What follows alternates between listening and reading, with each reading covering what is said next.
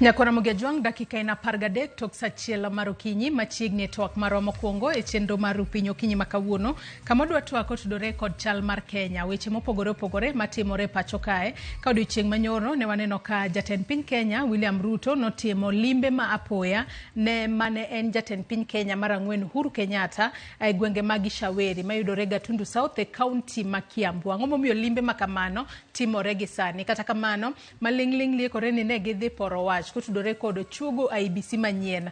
Mano etie wach kose nitiere moko mopondo motudore kod limbe makamano. Kopogore kod mano, bende nitiere dwaro mar chuogo IEBC manyien. Kaluwore ni nyaka sani waseneno ka nitiere digni mathoth e chuogo duola matayo yiero e pacho kae IEBC. Ang'o momiyo digni makamae podi nitiere nyaka sani. Kaluwore ni nitiere kuonde chung' od bura moko ma onge jod bura. Nitiere gwenge moko ma bende onge MCS. To kopogore kod mano, chenro mar keto kiewo kata mar nono kiewo pacho kae nonego bedni timore dwe mar adek higani. Kata kamano higa oserumo to pok waneno kamano timore. Digni e chuogo IEBC nyalo hinyo kata nyalo chocho nade yiero mar higa mar 2027. Mago kachiel kod mamoko Ramogi juang wadwa twak e okinyi makawuono e chal mar Kenya. To twak makamae okabibedo godo kenda, antiere kae kod welo ariyo mar mondo mi waporane wach wang'iane ni to piny Kenya ringo nade kata ochomo kanye gisani. Antiere kod wendo mano CPA George Magomba jasiasa kachiel kod Joshua Nyamori maino kil kamaloka. Chako di Joshua Nyamori oyawre ichio nade okinyi makawuono. Oyawre ahinya moso jokanyanam kama mama gintie amor bire studio mondo wagomba ka machiegni chal mar Kenya machiegni. CPA George Magomba oyawre ichio nade okinyi makawuono. Oyawre Joyce abenda moso nyikwera Ramogi duto te ne oyawre kamora mora magin bende gichiewe machiegni twak. Ramogi juang mana kaka iseneno mage welo mantiere godo e studio kae yawuot luo ma wigi otimo jere madwa twak godo okinyi makawuono. In bende kamora mora ma inenowa chwalnwa ote paro penjo mora mora kokalo e yore waduto te mag tudruok mano moriwo namba mar ote machuok 36000 mbui maro mar Facebook ibiro yudowa achiel kachiel Ramogi TV X @Ramogi TV. Kan bende inyalo tudri koda e Facebook page mara ibiro yuda Joyce Oduor, mbui mara mar X ibiro yuda @JoyceOduor_. Kwa chako twak marwa yango kinyi makawuono dago mar mondo mi wawinjane kendo report mano los odiochieng' manyoro ko jafambo marwa Walter Nyambaga kotudore kod limbe ma apoya kata romo ma apoya ma jatend piny William Ruto nobedo godo kod jatend piny machon Uhuru Kenyatta mano e gwenge mag Shaweri mayudore Gatundu South e county ma Kiambu. Wawinjane monde. Jalno mang'anjo ne jodongo kendo rem bedo kama jodongo nitiere kawacho ne jodongo dung mang'we rem yudo rieko mawuok kuom jodongo. Jatend piny William Ruto oyiero mar yudo rieko kuom jodongo kendo chopo somo rieko kuom jatend piny machon Uhuru Kenyatta. E dala jatend piny machon Uhuru Kenyatta e gweng' ma Shaweri yo Gatundu e county ma Kiambu, Ruto kod Uhuru yogore kabonjo kendo bat opiu kuom nyawadgi matimata. E twak mar Ruto kod Uhuru Kenyatta, Ramogi TV oyango ni Uhuru ne osonyo ne William Ruto rieko ni dwaro nitiere mar chuogo duol matayo yiero pacho ka IEBC.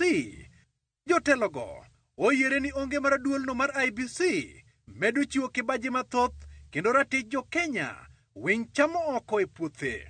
Ruto kod Uhuru bende oyiere mar lombo jotend pinje, jotelo to kod oganda mondo sir jalar kom kuku mar riwruok mag pinje mag Afrika AUC Raila Odinga ni mar locho Odinga nyalo kelo fungruok ne Afrika mag dongruok kaluwore kod lony mar Odinga.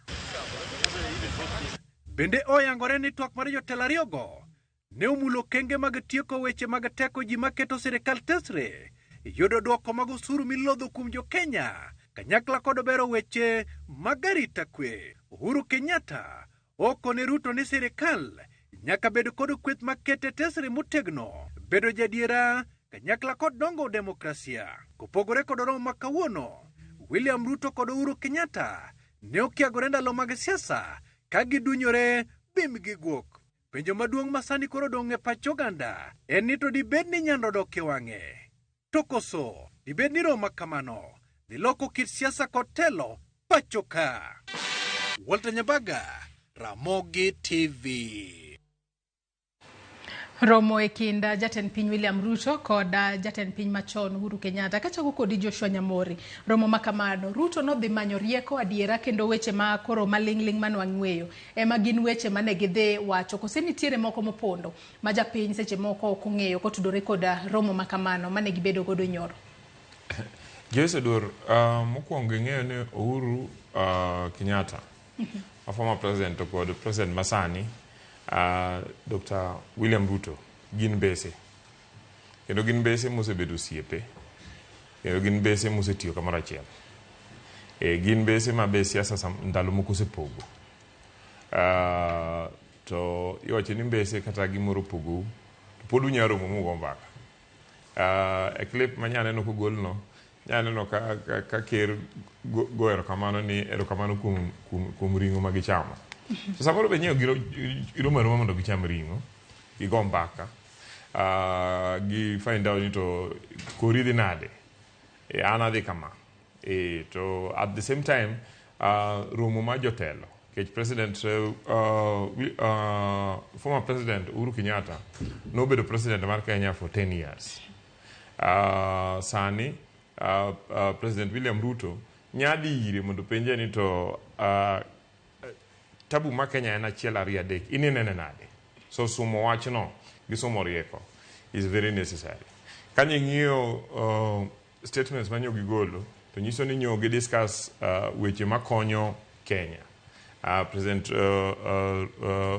former president nyogi wacho IBC, nyogi wacho weche mag rito kwe, nyogi wacho weche mag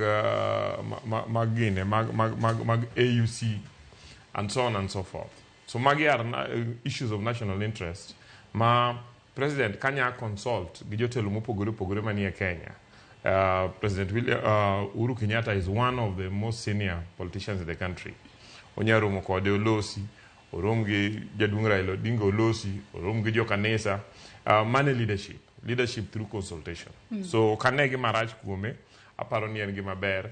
Onego encourage president no omed romo gi jotelo mopogore mag Kenya mondo som wach mondo samo make decision kaka president to se winjo gima jotelo wetegi wacho. Wanyalo wacho ni dire siasa kaeto onge wasigu. Wanyalo wacho ni koro ji gin wasigu mok losi nikech e kinde mokalo chien kata kinde mane William Ruto ne en jalopo Uhuru Kenyatta ne gionge kod winjruok maber ahinya. Mano miyo kata Uhuru Kenyatta nokosiro William Ruto. Kata kamano penyo machielo bobedo nang'o momiyo romo makama ibiro mana gisani. Kata kamano CPA George Magomba karwaki TWAK okinyi makauno limbe makamano in korka korinene yo machalo nade. Bende mana kaka wakili Nyamori wacho, jogi osebedo osiepe kuom gini mang'eny kabisa. Kendo Uhuru kata kana okuongo chung president, ng'ama ne campaign ne motegno kabisa ne en mana President Ruto. Koro gia machien kendo gia mang'eny. Piny bende nyalo mana dongo ka wantie gi joma chalo kaka former presidents, joma ji oluoro e gweng' ka gweng' ma seche moko nyalo kwero kata mana ker ka piny dhi marach. Ng'eni ng'ato kaka Uhuru, ng'ato kaka Raila gin joma gima giluoro koro onge. Kidhi marach to ginyalo kweri. Ka wan gi jomoko madhi kamana 6-8 to ema nyalo guide jomokao telo. Lakini king'iyo statement mane gigolo ting'eni nitie pogre statement ma president ogolo gi president ma former president nogolo nitie pogruok moko matin. Koro an pogruok gi manadwa ng'e mokwongo anto kaparo ni jogi nobet ni discuss climate change kaka lwasi lokore. Maybe IBC gima no mako dhoga ni ok gi discuss to bende en gik mathago ji kaka SHA, kaka university funding model mago chal ni ne ok nie top agenda ahinya mar president, mamano to aneno kanyalo buoga matin. To gichako giwacho kendo statement mar Uhuru Kenyatta ni gi discuss ni joma pingo sirkal onego we obed motegno. Koro kane kanyo to ne Uhuru pare nang'o opingo broad based koso to koro mago to mana questions ma bende napenjra. Lakini kichake ng'iya in context to gik mang'eni nyaka ne gi discuss to giwacho en commission manonego keti mar state capture mang'iyo kaka ne okwele sirikand Uhuru, en cabinet positions ma bende ni nono sani ma seche moko inyalo dwar ni mondo gibundo ketie to gi kaka onyalo konyo jatend piny control jalupne manyicha nogolo. Koro anena siasa pod dhi mbele jatend piny campaign 2027 kaka nene. Atonya kasani wakili Nyamori kaduke twak okinyi makawuono influence mane ma jatend piny machon Uhuru Kenyatta pod nitiere gode pacho kae mana kaka isewacho ni gino siepe en kachiel kod William Ruto gisebedo siepe kuom kinde mathoth. Kata kamano kwang'iyo moko kuom weche makoro ne giwacho ni ne gitwake mano bedo kod kweth maketo piny owacho mabedo motegna ahinya weche mag demokrasia kachiel kod chugo kata IBC. Uhuru Kenyatta nitiere kod influence mane kata duol mane e weche matimore pacho kae makoro no chuno mana jatend piny William Ruto dhi olime achiel kachiel e dalane mar mondo mi gipor weche makamago. One, former President Uhuru Kenyatta en ng'ama nosebedo ker mar Kenya. Bedo ker mar Kenya manyiso ni nosebedo ni en ng'ama yudo intelligence reports for 10 years. En ng'ama nosebedo ni chair cabinet ma loso policies mag Kenya, matero chike ma parliament discuss, ma lead political campaigns or also coalitions for 10 years. At the same time, one of the largest communities, Uganda Maduong, ma iwacho ni koreuge gin gi 17% of the population, the largest actually. The other thing, and would former president, Manobedo president wa kuom how many years? 14 years? Before Ochako Dugo bedo 10 years. Then at the same time, Jamwandu, and one of the biggest investors, landowners in this country. Iwacho ni Joga Kenyatta konya golo pesa gi economy. The economy nyalo ndekni. Okay? So therefore, engi stake maduong. At the same time, you see, wacho ni bang yiero osebedo ka enema probably o finance Azimio. Neno ka jo Azimio kata giwacho pachgi to nyaka giwach ni kaka nyo waloso gi former president Uhuru Kenyatta. Manyiso ni ene jatend Azimio. Manyiso ni iwacho ni ki samoro Karmondi igine, Karmondi dwar guok, ti dwar wuon guok. So probably, ka president dwaro ni mondo jo Azimio mondo kwe, obi obedi kode pinye mesa, to kungo dwaro wuon gi, mondo los kodgi. So Uhuru Kenyatta nigi influence to that extent. And I feel ni bet gi piny nyalo konyo piny in a number of ways. Mokwongo ing'eni kanyo ogol deputy president through impeachment, former deputy president Gachagua. Mount Kenya region osebedo ka nigi tungni ma jotendgi moko wacho ni gin giwuok e sirikal. Iseneno ka limbe mag president madhi okono moko kosedhi maber ahinya. Ki compare gi limbe ma president osebedo go Kisumu, for instance. And therefore, the back to Jotelo, ma Central Kenya, machalo Uhuru Kenyatta, is one of the ways of ensuring ni jo Mount Kenya o feel ni gin accommodated e sirikal, and the patch go be accommodated. Mondo decisions ma bedo made, President make kose consult nyaka Jotelo ma akon. Yeah, so I believe ni Ker Uhuru Kenyatta pod nigi influence. Yeah. CPA Magomba. Nyalo bedo ni William Ruto temo mar mondo mi odog ir jomasawa kokalo through Uhuru Kenyatta. Kaloni dira kwang'eyo kata kaka siasa osebedo kagore nyaka ne Rigathi Gachagua thichoko e apisi. Wang'ini ne giromo kumoro achiel mano e county ma Embu. Kama ne wang'iyo kata kaka jatend piny no mi reception no ken mano makare, nen mano mang'ich. Kwa compare gi mano mane en jalup jatend piny Kenya Rigathi Gachagua. Nyalo bedo ni limbe makamae kopogore koda weche mane giwacho ni gitwake kata weche jomoko bende lieko ni ma nyalo bedo ni otemo soko tiende ir jomasawa kaluore koda kaka wanyalo wacho ni enofil noselalo jomasawa kaloni ni Rigathi onge kore sirikal. Kata kamano penjo en ni bende Uhuru Kenyatta nyalo konya diera mondo med mako jomasawa e kinde makoro ang'e ni kila ng'ato to wang'e ng'iyo mana 2027. Koro masawa kato iwacho ni okethre lwet jacholo weche rach kabisa, lakini adwa kone Nyasaye erokamano kuom keto weche go bed maricho bilano mondo jomasawa bong'e ni gini ok ochuno ni gin maka gin mbele ni eka koro Kenya dhi maber. apa ne gibro lana lesson ni kanyo tingo ji mang'eny te manyaka ji riwre gik masane ge goyo koko ni ok gidhi ka ker biro kia ok gidwa winjo ne mago wane wasetimo te gi ker ni mang'eny bende thurwa kucha ma koro tinde wato koro wan experience koro gibelie matin tamruok winjo ker girigo to Uhuru Kenyatta to nyalo konyo nikech sani bang' kanyocha ne Gachagua osekiroko to jowa ma sawa ganeno ka sani koro gin ahinya gi feel ni ok gin iye kendo sani gihero Uhuru kabisa manyocha ne ok gidwa winjo wachne koro ging'iyo ng'ama nyalo telo negi gicheko ni to Gachagua ni biro terowa to gini jomo ng'ega ka giseyiero ng'at achiel manyalo duoko gi kucha to gidonje toke kabisa to mopogore gi mano kata mana wach mar IBC sani an kaka nene ng'ama odino IBC ting'eni en Kalonzo to ng'ama ni e tok Kalonzo ng'ane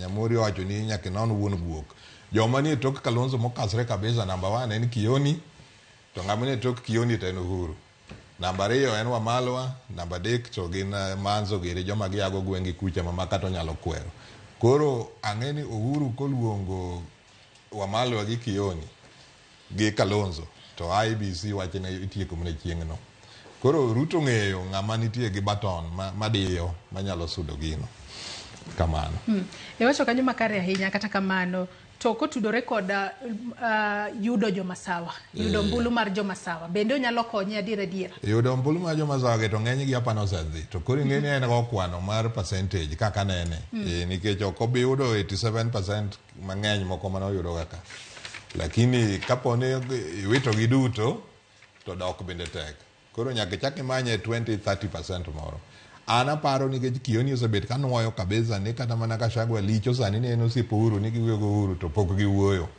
to Kioni kowacho ni jogo pok wuoyo tapane owacho adier koro jok moko mane masanja mane Uhuru miyo jakom e kura mokadho ka to pod onyalo mana yudo mar ariyo kanisa masani wuok mager ha bende ng'eny gi molo kaka jo Catholic gi apani ng'ane nyalo kuene majno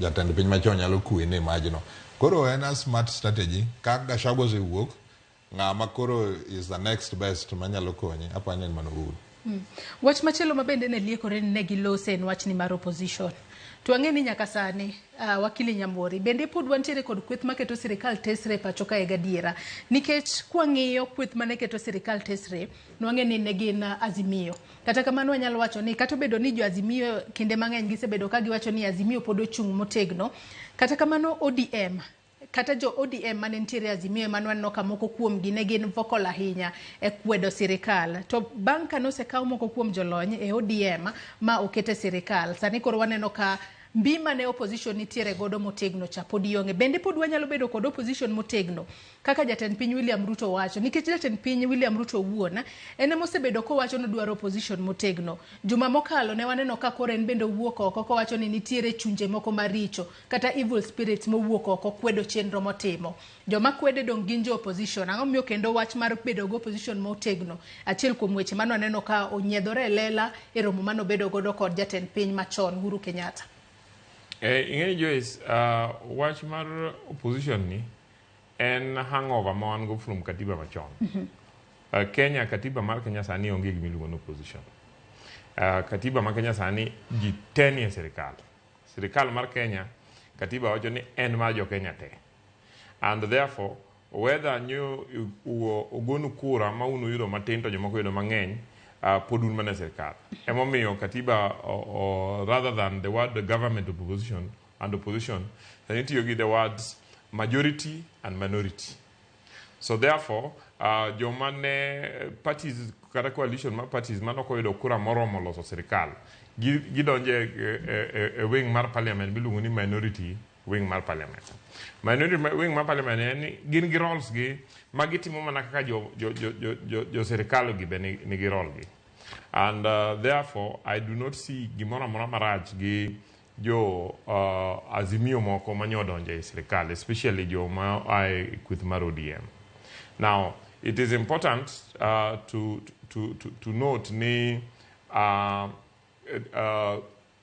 minority pod nigi tijgi ma ginyalo timo e parliament. And kineno e parliament nitie minority members kata mana moa ODM kaka Sifuna gini ma pod hold government to account. Ineno ka pile pile kaponi ka any policy ma sirikal okele e parliament tineno ka jomoa e minority party pod question gik makamago. So I think that role is there. Watch mar opposition opposing for the sake of it, but it's not necessary. In Britain, although one was a weak opposition in Britain, in Enoka opposition, ni Her Majesty's loyal opposition. Majesty ni kata un opposition, lakini nyaku upasu interest marpin. Emomio samanti crisis like crisis ma wango sign. One crisis in the country. One crisis mag employment my youth. One youth all over maonge teach. One crisis maju mudhier.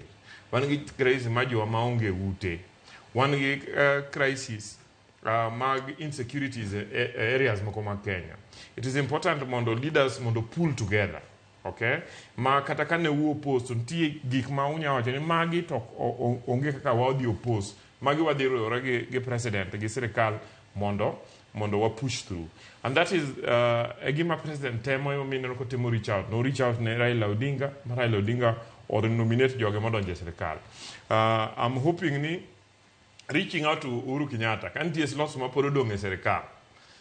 To Uhuru Kenyatta be nya yiero joge moko kata nyalo so gi joge ma nyon tie minority party kaka Kalonzo gini mondo gi select a few people gi so e sirikal. Wach mar IBC mondo gi bedi mondo gi watch mar IBC no kamora chiel mondo gi lo. So it is good mondo leaders will consult on issues of national interest. And I don't think there is any problem in doing that. I'm hoping the opposition, rather the minority party, will take advantage of that. Mondo Gichak participate actively in developing Kenya rather than just opposing That is my view. Korka kodi CPA Magomba, wach ni mar opposition makoro ne obedo achiel kuom weche mane Uhuru gi Ruto TWAK nyoro.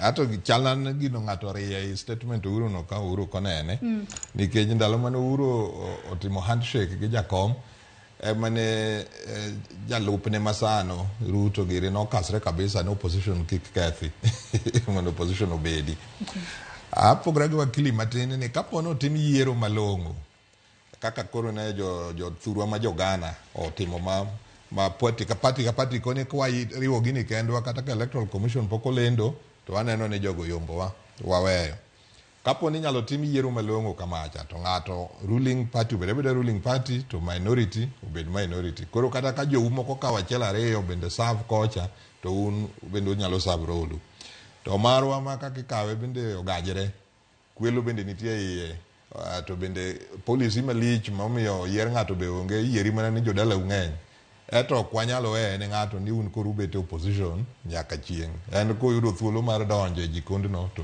udonji koro aba asiro ni mondo yibugo mondo donji kanyo lakini opposition to bende wan ga wan kech kata mana ODM ama jomoko experts odonje yie kujecha ing'e nitie joma pingo kata mana bedo ni joko donjo ka nitie joma wacho ni UDA olil moko no nego beni jogo donje koro gin mana opposition Sani Gachagua chief opposition leader maduong kabisa to Gen Z bende opposition machielo mabende maduong kanisa bende koro join koro kapar ka wadwaro opposition machielo wadwaro na joma nyalo bete serikal Kopogore kod mano bende adwani watwage wach machielo wach ni mar IBC wasebedo kwa mule ahinya na achiel kuom gigo mabende Ruto ka achiel kod Uhuru Kenyatta notwak odiochieng' manyoro twang'e ni oken Ruto gi Uhuru Kenyatta kende mosebedo ka lose wach ni mar IBC Kalonzo Musyoka ka achiel kod Lange bende osebedo ka wuok oko mar mondo mi opora ne wach kata okasa ne chenro mano mar chugo IBC manyien kopogore kod mano mane en jalop jatend piny Kenya Rigathi Gachagua bende yando wacho ni nyalo bedo ni nitiere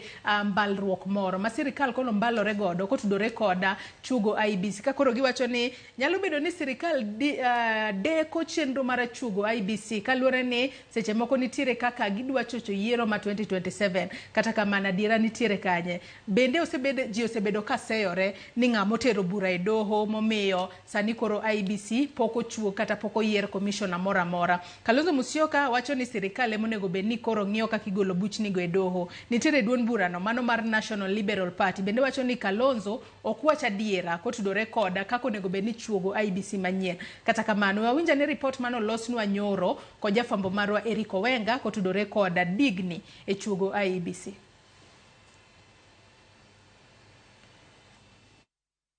IBC podi medo tedre mokalo.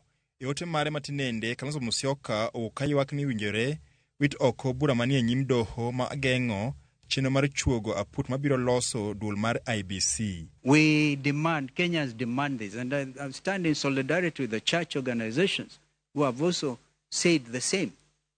The ball is actually in William Ruto's court to tell his proxies to withdraw. You've just mentioned one of them. Withdraw the matter in the Court of Appeal. Kalonzo Musyoka ywak ni piny owacho ema osemono aput mane onego koguno commissioner tiyo tije kalore gi tiyo gi jomamoko e chwalo buche mathiro chenro makamano. They have wasted a lot of time. Let them withdraw the case that is state-sponsored through a judge in Kiambu. But she knows what she has done because that was a tactic in order to delay the reconstitution of the panel in the first place and then the IEBC. Duond bura mar National Liberal Party gi mano mar Wiper osebedo kalaro thuolo achiel mar bedo jakanyo aput mochung'ne dayo dho jogo madwa bedo commissioners manyien mag IBC. Burano ibiro winjo kendo chiwo kore tarik 25 mar dwe mar achiel higa manyien ma erito karan mar od bura mar Senate Jeremiah Nyeng'enye gi apis Attorney General notami chwalo nyinge jokanyo mag aput ochiko ne jatend piny William Ruto mondo go kogno. And if Muli as any member of parliament his party as a member of parliament, then we will also hear. Because that was what was clearly adjudicated. So this attempt, therefore, to blame Wiper, to blame me, is completely hogwash.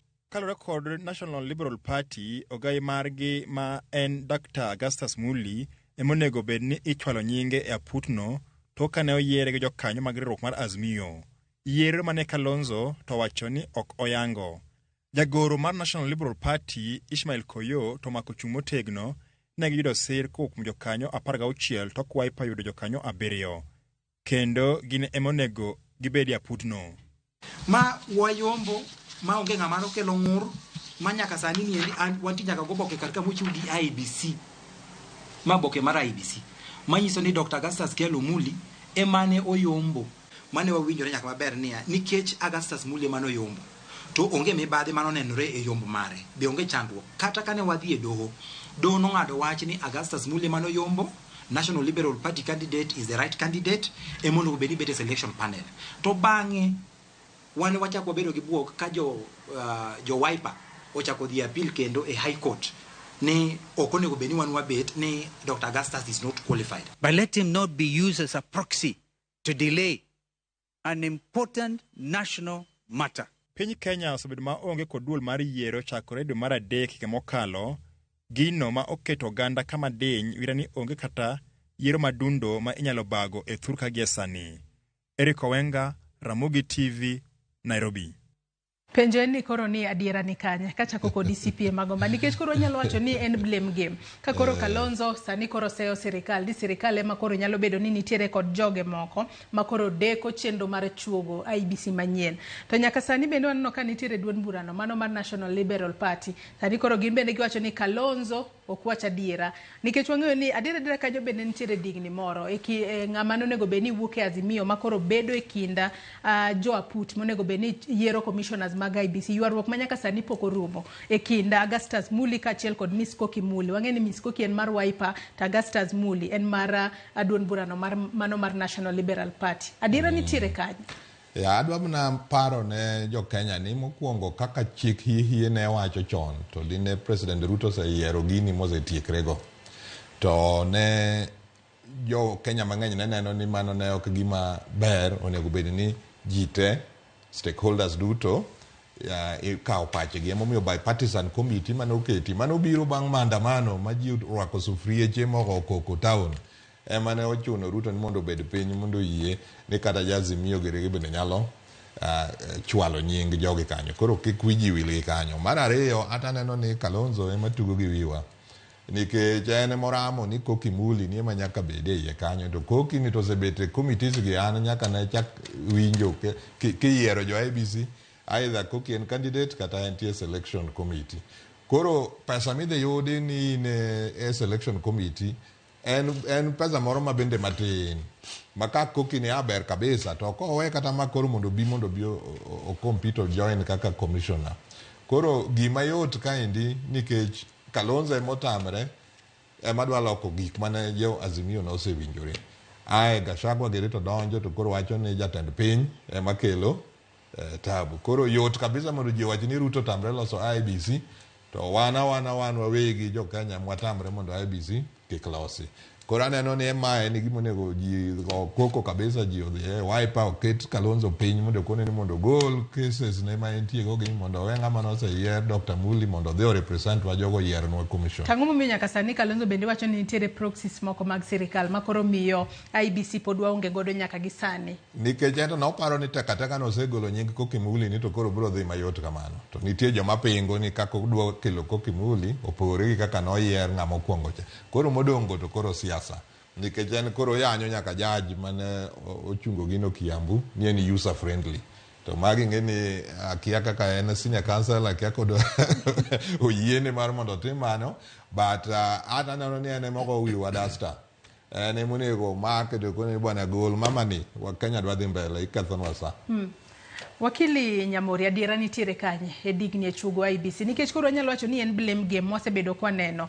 En gino makoro luorore mana in circles, ng'ani seyo ng'ani chopo sama koro onego bed ni wacho ing'iso adiera nikech ok en gino makare ka nitiere kuonde chungo bura moko pod ok ginyal dhi e yiero madundo kaluwore kod onge maga commissioners maga IEBC. Kopogore kod mano, wach mar boundary reviews nonego bed ni time dwe mar 3 mano mar higani, kata kamano higa oserumo to mano pok otim kaluwore ni IEBC kae pod nitiere chochni moro.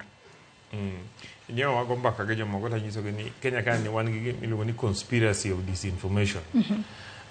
Nikech mana kaka CPA osewacho no. President gik mane president nego timo osetimo. Mano otime publicly. The last time mano loso wach ni ne KICC. Mano mi parties chance mar yiero jogi. And problem ma nitie Azimio. Okay? And kanyo Jakom Raila Odinga osedi AU, inya wach ni jatend Azimio sani en Kalonzo Musyoka. To chik ma yiero joma dhie panel ni wacho ni gibed elected, ok wach ni gibed appointed. To ka gibed elected nyiso ni nyaka ne jo Azimio kaka parties manie coalition bed piny ma giyiero jogi. Jo Liberal Party wacho ni ne gibed piny kaka jo Azimio magi yudo 16 votes against I think 7.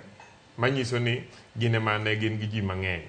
Man no yier gine jatend representative mar Liberal Party Muli mondo dhi ochung'ne Azimio.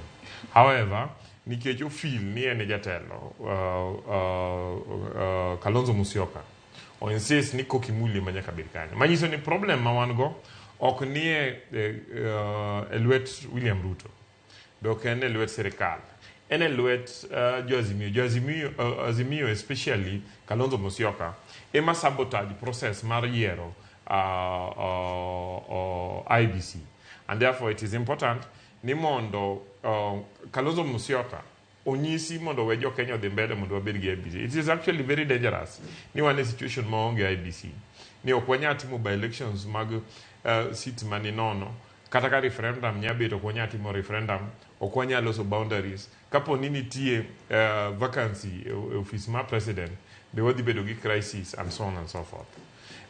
So I feel ni jo Kenya onego riwre kamoro achiel mondo demand mondo jo Azimio o withdraw cases ma gin go e court mondo giwach gino mondo gitieki kaka jo Azimio mondo giwadhi mbele.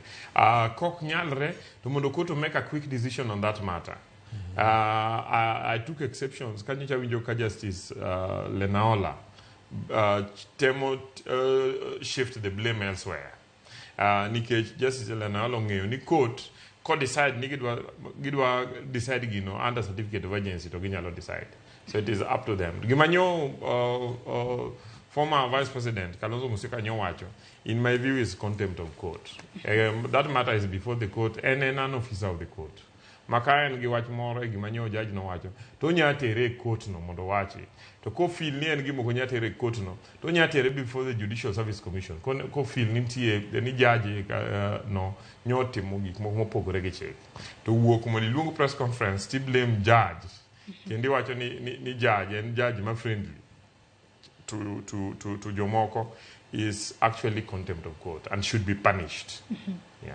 Ato nyaka sani en bendo sebedo koseyo sirikal. Ang'o momiyo ene monego bed nogolo bura e do kacha to ene makoro seyo sirikal ni nitiere kod jogege moko makoro mako buche do kacha to Mudavadi bende ne wacho ni wach mar onge mag IBC en gino matemo mar mondo miyo omie na sirikal mar William Ruto chilo ni sirikal ok ti e yo makare Nyamori. Paro ni en yo ma seche moko jomoko temo mieno godo sirikal chilo ni ere ineno ka ni sirikal mar William Ruto manwa bedo maonge commissioners mag IBC kuom kinde malach ba piny Kenya seche moko kodhi makar.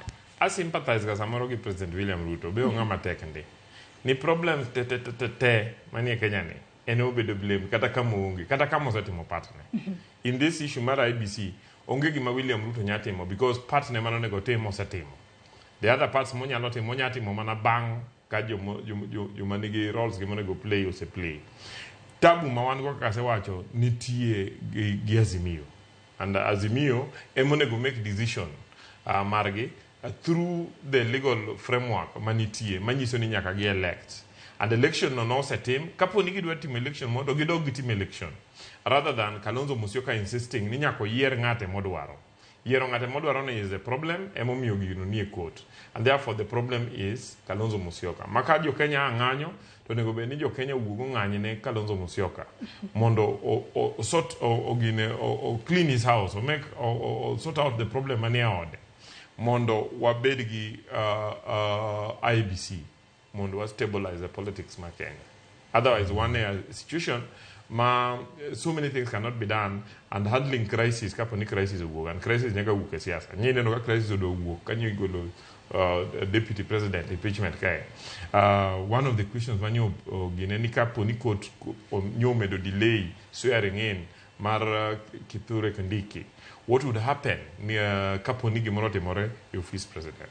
Yeah. Kalore ni neonge kata IBC manyalo tero wa yiero kata manyalo bago yiero mapiyo piyo. Kata kamano mane njalup jatend piny Rigathi Gachagua en bende owuok oko. Wanyalo wacho ni en bende sani koro nyaka yande thiche oko ya pisi osebedo kowuok oko motegno ka koro okwedo maricho ma bende piny owacho tim. En wacho ni koso kato neno ni nitiere uledhi moro ma nyaka sani koro nitiere ma koro wacho ni nitiere ma koro miyo onge IBC e pacho kae. Deko mar keto duol matayo yiero e pacho kae kwacho ni nyalo chocho yiero ma 2027 nyalo chocho yo machalo nade CPA Magomba kalure ni wang'e ni weche mag yiero ok en gino ma ipango kawuono to wadhi e kiny kinde mathoth en ga gino ma ipango kuom thuolo malach to sani onge commissioner mora onge joma nyalo timo gimora mora mano motelo ni yiero ma 2027. Just bet maonge IBC to the chacho wa gi yiero 2027 mana kaka moro cha bende no chacho wa ngeni commission ne onge malongo mane wadhi go yiero 2022 to kane wayudo thuolo mar President Uhuru gi former Prime Minister Raila Odinga ruake jomoko kanyo jogwa mane warwako ka bende oyudo ka joma nosebetie ka nosebet kendgi manoseloso strong team makoro joka pano otugo gi wigi kabisa ginitero getera seminar oko ni gitimo benchmarking to joka matimo everything koro waneno ka warieyo kendo wabobeti commission madhi chako mana gi ng'wech kech by the time utim ballot tender madongo mag ballot ma ulos electronic transmission systems to kata mana boundary kech kata an gwengwa kama wan gi ward mara hiri kabisa milo ne West Osembu monego pogi ma kodhi ni no otim delimitation malongo to okobidong kakodong no but mago gik ma jopiny oserito ne ok otim apani chik wacho no nego bed ni time at least 10 years Nyamori I'm not sure to osebudho kabisa kapok boundaries gi ochako ngi koro already kata sama wantie ni yiero osechako rochre emomiyo nyaka kik watem kabisa mondo kik chop dwe mar 4 kapok watiekre gi wach mar commission. Rigathi bende nowacho ni oseneno ni nyalo bedo ni nitiere oledhi moro ma sirikal temo keto temo deko chugo IBC. Bende en adiera ni sirikal nitiere kod oledhi moro nikech wang'ega ni kinde ka kinde jogo manitiere IBC nitiere kaka jomoko paroga ni gitudore kod sirikal mondo gi influence duoko mag yiero mabiro. Oledhi bende ok nyal tamre ni kik bedi wang'e joma manitie sirikal gi ng'enyne gisebet experts mar oledhi to oledhi ginyalo yudo space nikech maandamano cha nosechuno ni koro nyaka wabedie gi jowa kanyo. To ka koro yiero ng'ano tamowa to koro joka be nyalo donje mondo bedie gi oledhi. Lakini Rigathi to ngini sani to koro wacha gimo pani nyalo moro ji jo kanisa. Imako ji abductions, kia taxes are too high. To ndalo mane entie to ne oko wachnwa gigi. Koro miyo mano to kata ko wacho ni jothurgi pamone to pama to ng'eni oko konywa. Nitie gik madongo kuo madongo mosetimre mosiko kono no bro wacho to ko wachi. Owacha modwa yudo go cheap clicks social media. Koro mano to dhi go mbele en ja siasa koro ng'eni ka seche mipamoni cha adrenaline dhi maber kendo iwinjo mamit lakini piny to kusudi. Wakili weche mag nono kiewo kaachiel kod kuonde chung' od bura ma onge representative parliament kata joma onge MCAs gin moko kuom gigo ma koro sani koro osechung'. Twang'e ni wechego mag boundary nyaka sani koro wanyalo wacho ni thuolo mano nego bed ni time nosekalo kaluwore ni nego bed ni time bang' higni 10 ka higni 10 kata kamano nego bed ni time higni dwe mar 3 mano mar higani to sani wachomo dwe mar 12 nyaka sani IBC bende kochuga IBC sani bende pod ginyalo kaso chenro mano mar boundary review kaachiel kod by elections monego bed ni timo to nego bed ni gitime thuolo maromo nade mondo chenro makamagi kik kala ahinya to wang'e ni bende wakayo machiegni gi yiero ma 2027. Yeah, I feel ni delay mar loso IBC ni osemesa pwache mar chugo loso boundaries and it is possible ni kawa medo delay to probably ko bedo gi boundaries but the boundaries is necessary because population medo increase and through experience walan kunde moko bedo represented properly and therefore it is important mondo time probably inyalo dwar ni mondo chiko loki mondo gitime even within a shorter period than process mane gitime go to time maber ka wanyalo resolve dispute manitie sani mondo ket IBC but komedo delay to it will be too close to election and that commission be bro dwaro ni mondo yud thuolo ma beyond the boundaries mondo prepare for elections. So my view is ni kobedo too close to then we should probably just continue about the elections and bang elections then when you're looking at boundaries because the other option would be to postpone elections unless we lock check requirements mag katiba ma ineno ka proposal mono bire parliament ma jo Kenya no kwedo modagi public participation ni wach mar extending term mar the current parliament of Gidwal. Though it is also important to take note of the fact ni in 2013 no go beni wabedo election in 2012 but because of certain challenges no wabedo election in 2013 March, so it was extended for a few months. Yeah. However, I want to believe ni pod wanyalo gi yiero kwa se bi yiero bangeno to wanyalo bedo gi time because those boundaries nitie so many dynamics manyakangi and nitie a lot of consultations and you are bro work and Kenya ka itinde okinyal loso check kata okinyal loso decision moro kitimo gimino public participation to kisetika public participation nyaka prepare ni udi court de to court ubro chako gi high court mudi court of appeal mudi nyaka supreme court kata miyo kata wacho boundaries no bro tero nyaka supreme court so there is no time in my view mwanyate make within the next 2 years more TK. More chakwa prepare for election proper. Unless what do the election, the commission is not prepared. Yeah. To commission makamano nyaka ikre yo makare kendo jo Kenya nyaka bed kod adiera ni gibro bedo ka gitayo yiere yo makare. Exactly. Wasuma nemo kuom ote kapok wadhi e yweyo marwa mokwongo e twak marwa mokwongo chenro mar Rupinyo Kinyi makawuono. Ote makamago jeneno magwa chwalonwa ko kale namba mar 3 no wacho kamae ni Ruto kane olimore kod Uhuru kelo ranyisi ni e siasa kae kara onge sigu mosiko. Ker otimo kare ni mar nyaka to obed kod twak gi jotelo mamoko ka odwaro reso Kenya. In Eric Orwa Ouma oneno malera kowuok e gwenge kata gweng' mano mar Masogo County ma Homa Bay. Odongo Kolima kawuok Ruaraka bende awacho ni mago manambaka onge sirikal manyalo yie mondo jopiny owinj maber.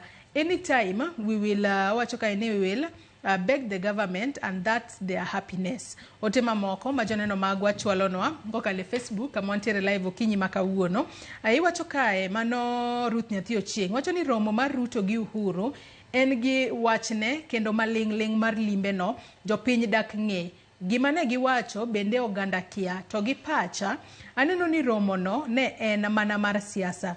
Ruto seneno ka sirikande dhi marach kipimo gi ndalo Uhuru. Koro odwa sumo paro manyalo kelo dongruok mar ariyo. Kanisa osebedo kolinga to sani gipuoch to jatend piny machon ne tiyo machiegni gi kanisa ahinya to kanisa ne mar Catholic. Koro yot mondo Ruto otigi Uhuru okwe liet mar siasa madhi nyime sani. Mogik to Kalonzo owek pimo wik jo Kenya nikech ne ene nadko to onge gima ne giloso. Oae siasa manono. Aluo twak kanu moja enako. Mago mana moko kuom ote majoneno magwa chwalonwa kokale yore waduto te maga tudruok okinyi makawuono. Ka Elisha Odhiambo bende wacho ni kania Sembo Nyagoko wacho ni mos na jotelo en gima ber ndi ka jotelo romo kendo pimo wach kaponi en wach magero kendo kelonwa dongruok. Med chwalo ote magi nyaka Ramogi Jwang wabo bedo ka wasomogi e kinde mwadhi mbele kod twak marwa. Ka mana yuyo madundo gi sani bang'e tabro bedo ka duogo mar mondo mi wadhi mbele kod twak kotudore kod chal mar Kenya. Kik idhi mabor.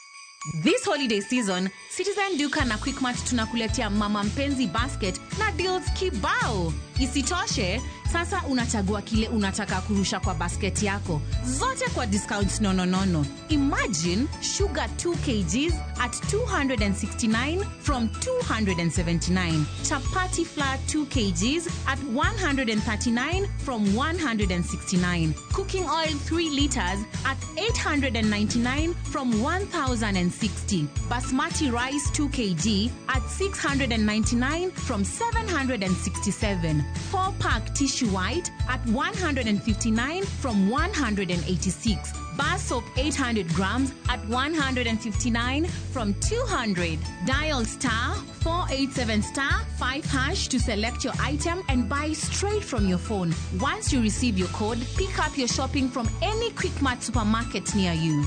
Simple, fast, and super convenient. Other baskets on the offer include Mama Soko, Sherehe, and Daily. Citizen Duka, making your celebrations more sweeter.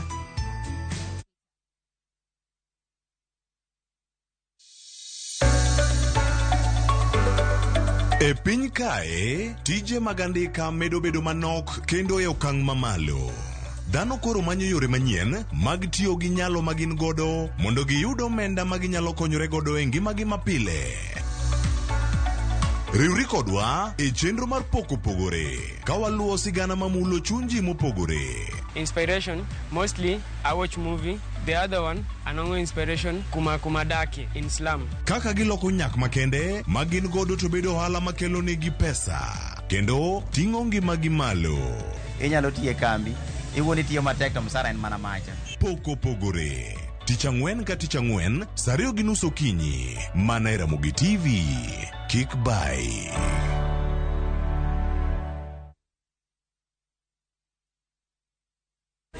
Huyu Mungu amefanya kweli. Amen. Kwangu mimi amefanya kweli. Amen. Tunaona kagari. Amen. Mwanzoni siku kupata wimbo huu kama sikiza tune yako bonyeza star 811 star 381 hash. Sikiza na Citizen ni nyumbani kwa wasanii wote. Asante sana. wakelo ni chenro mar ohala kod lony gi dongruok mopogore opogore. Ohand kinjusi nigi pesa kitimo gima dwarore. Weche makende moa kuom jogo makelo lokruok e ngima dhano. Ohala ber nikech ohala puonji managerial skills. Lek ma in go iriembe mineni gigo chopo. Chakre gi jogo mane ochako ohala manyien. Kalure gi kaka nachako gi kuma achope, ohala ni en ohala maber. Nyaka jotelo molony e timo ohala. Akwayo jodala wate odogi ohala. Ne pek mane gikalie. Pod waonge uhuru mar ohala. Loch mane giyudo kod kinda mane gitimo e manyo gik mabeyo beyo. Ka jaohala ok inyal chako project ka ionge gi market. Tudri gi Cleophas Oluoch e ohala gi mwandu. Tich ang'wen ka tich ang'wen chakre saa 1:45 otieno.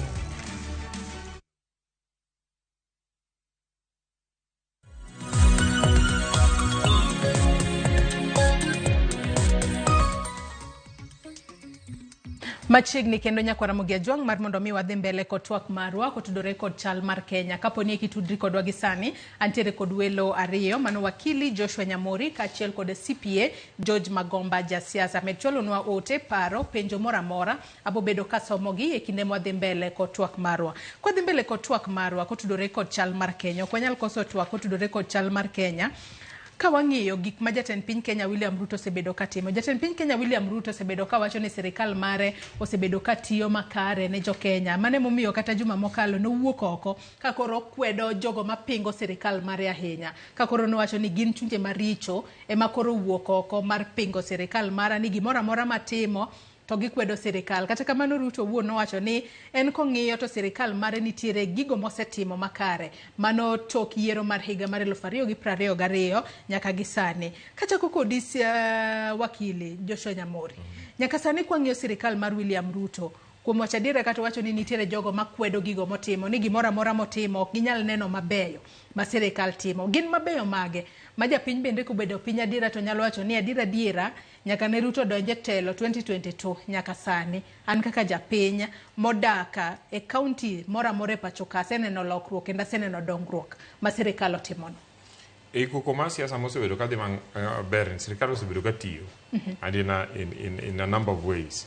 President kano donje telo no wacho ni one of the things modhi ng'iyo en weche mag somo.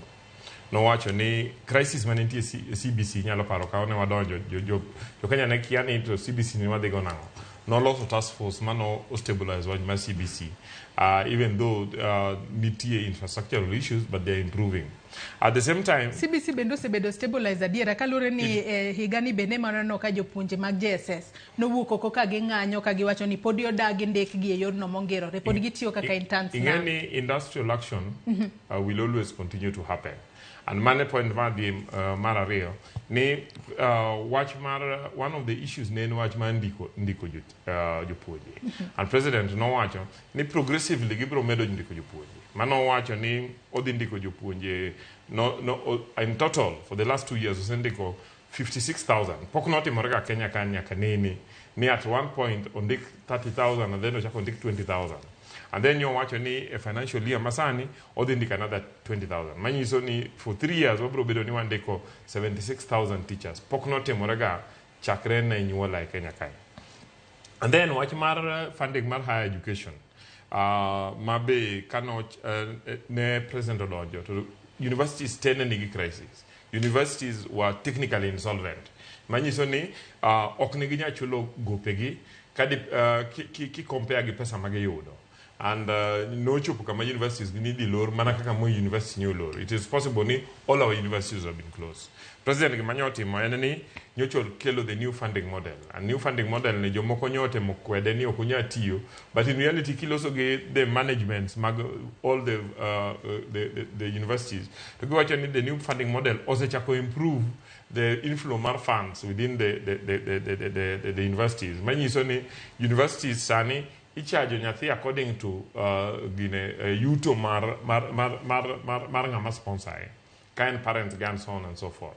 Under that support mabe mio nyithindo be depend on need mar ngato. ng'eni nyicha nitie issues mar information mane ji ochiwo gi moko ne wacho ni oketgi e wrong band, so nomigi chance mar appealing. Aneno ka koko mane nitie koro rumo. At the same time, neno ka nitie industrial action on the issue mar lecturers.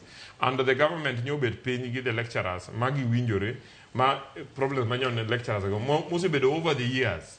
In fact, lwenye manyo gigoyo gi lecturers, okay, lwenye mar gik mano nego bed ni medo gi this period. Gin gik mano nego bed ni medo gi way back in 2020-2021. And nyogi resolve mago ma waziri Mbadi nyose golo pesa. Nyose wacho ni dhi keto pesa e supplementary budget mondo chulgi what is requirement. Beyond that, President nodonjo ka ne wan gi a situation mane chiemo ne onge. Mogo ne retail at 230. Sani kipenjo all over the country mogo dok piny between 120 and 90. Niti kune mi use 90, niti kune mi use up to 120. That is almost half. Kune mi use 90 ga kune magi. Poki neno.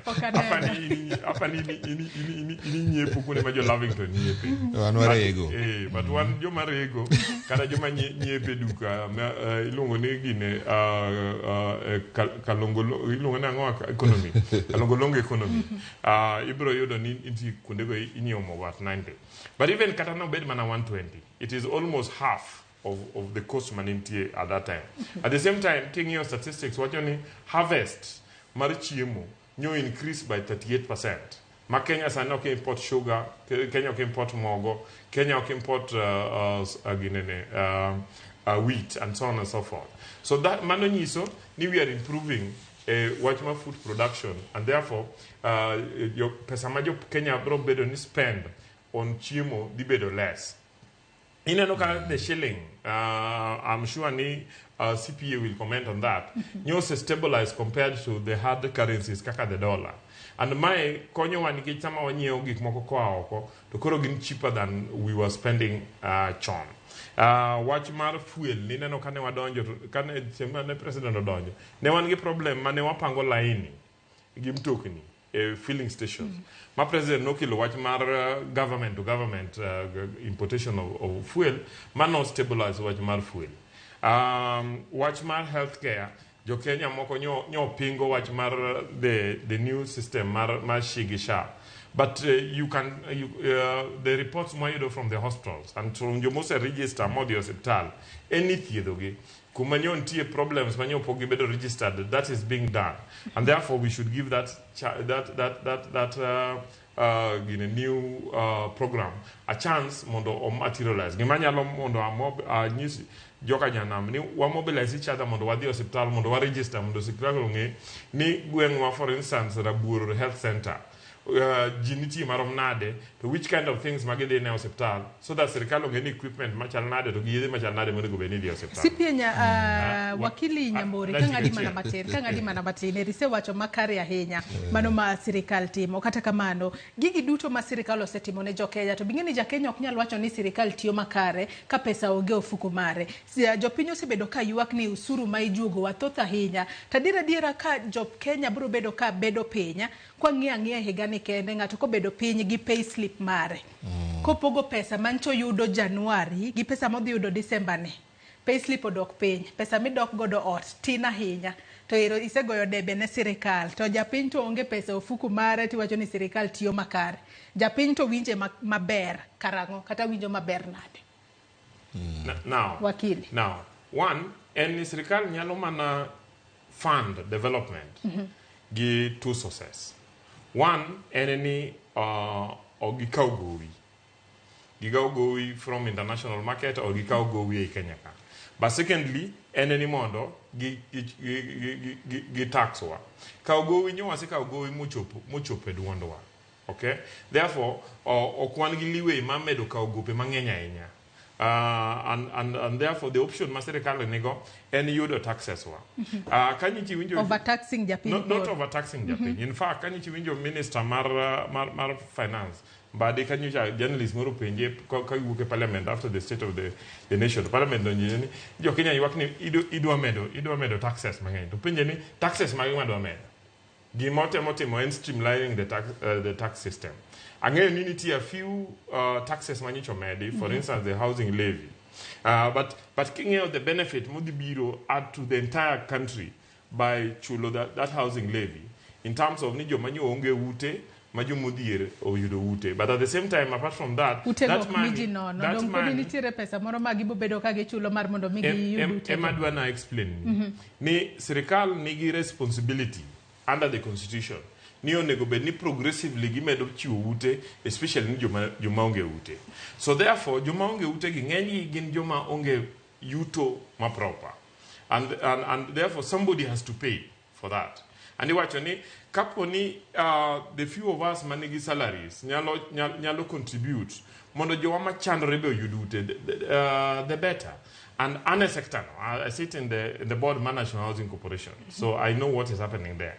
So that this money forms a fund to jomogero ute then ichulogo mondo jo Kenya modong koro nyalo yudo ute magi nyalo chulo mos. Okay, so king the net benefit okay mane yudo ute kende, it also creates employment, and that is ni sama contractor ochul to chulo jotich, chulo supplier, sama chulo supplier nyaka joma tiye kware ka yudo pesa no. Some chul jotich to kanyo chamo kamana lot the whole week to ko chule Friday to chingno jo de nyanja miringo moro sam onyalo idho ngware kanyo wuotho ka gitiende nono sam man nyise jangware be onyiso ni pesa discirculate.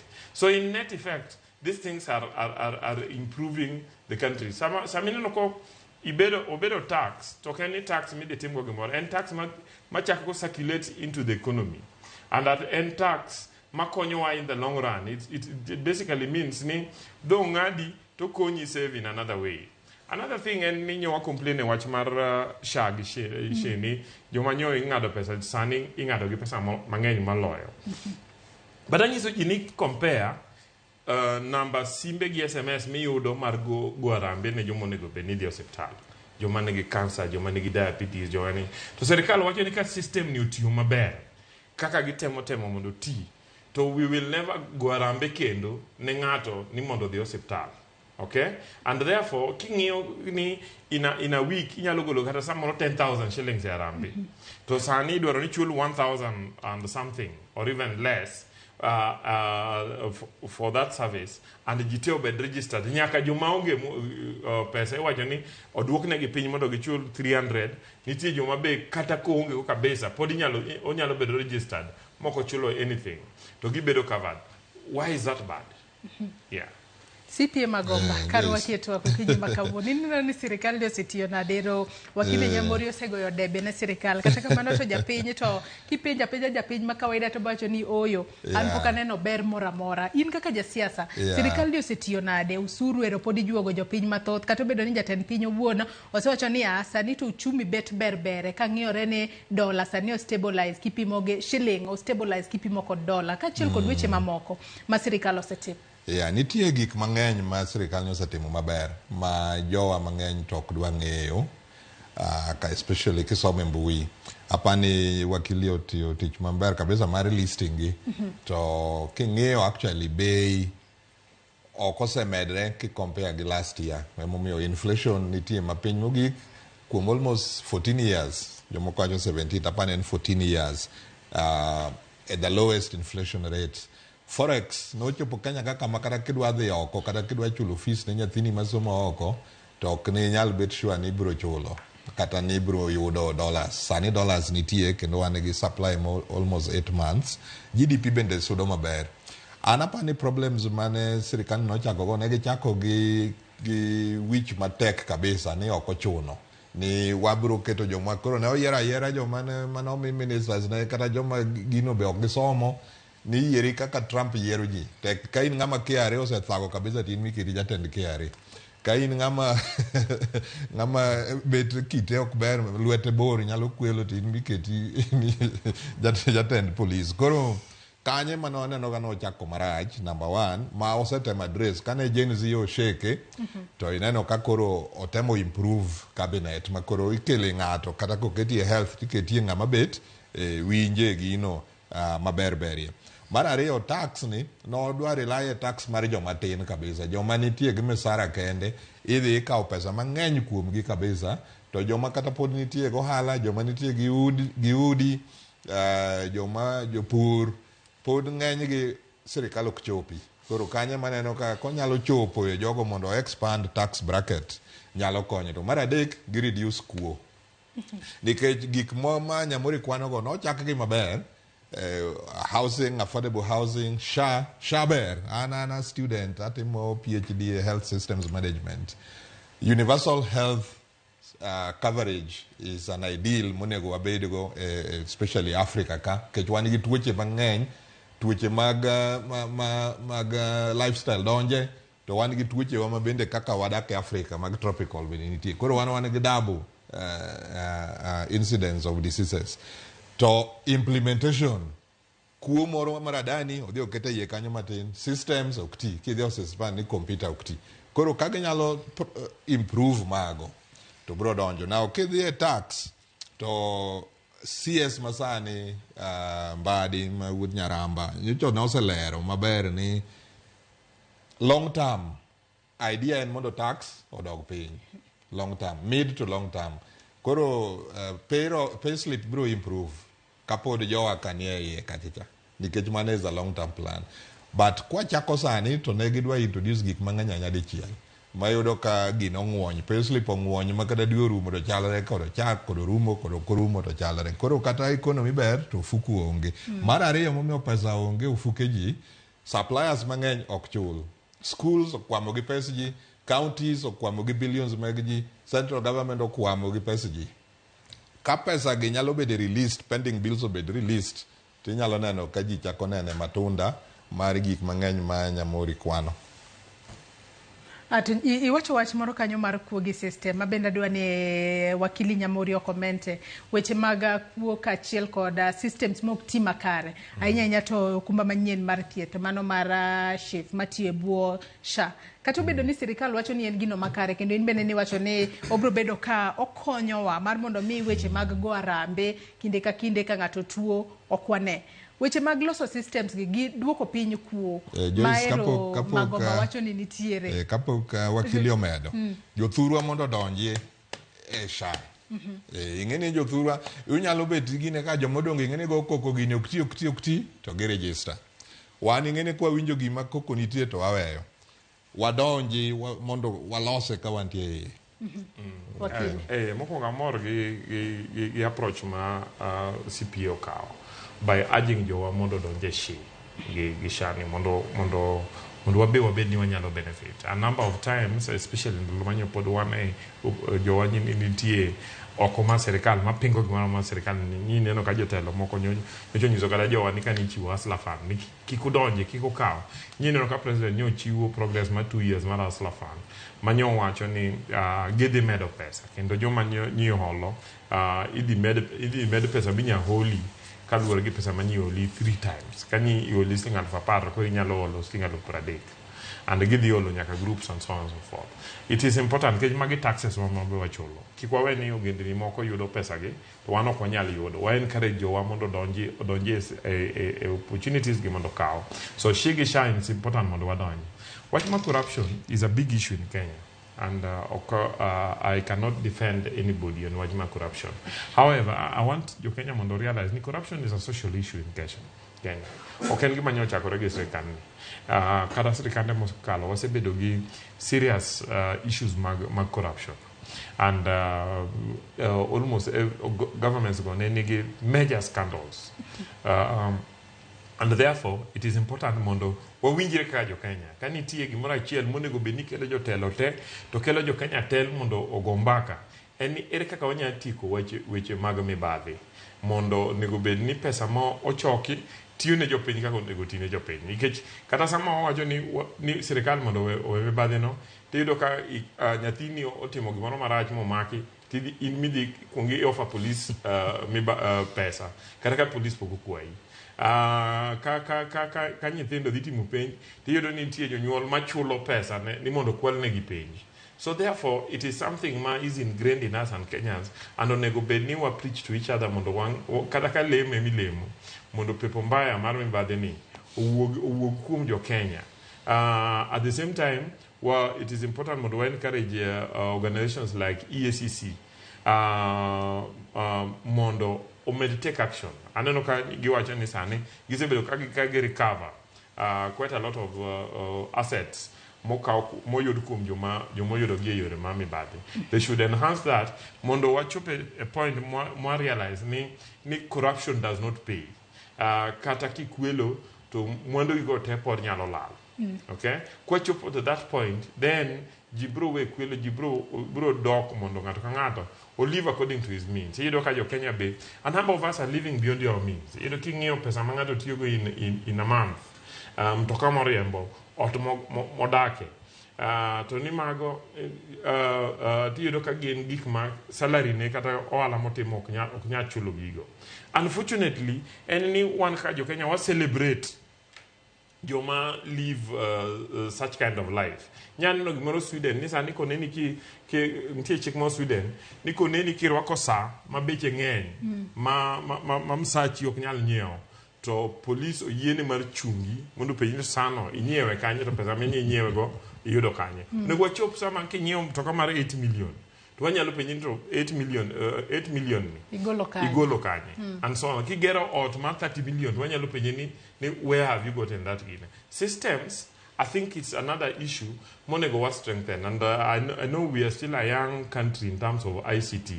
And a number of ICT products,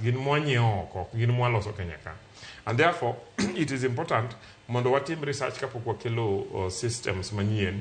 But at the same time, onego kaka jo Kenya, parliament or government, will put more money on research and development. Mondo wa develop our own systems.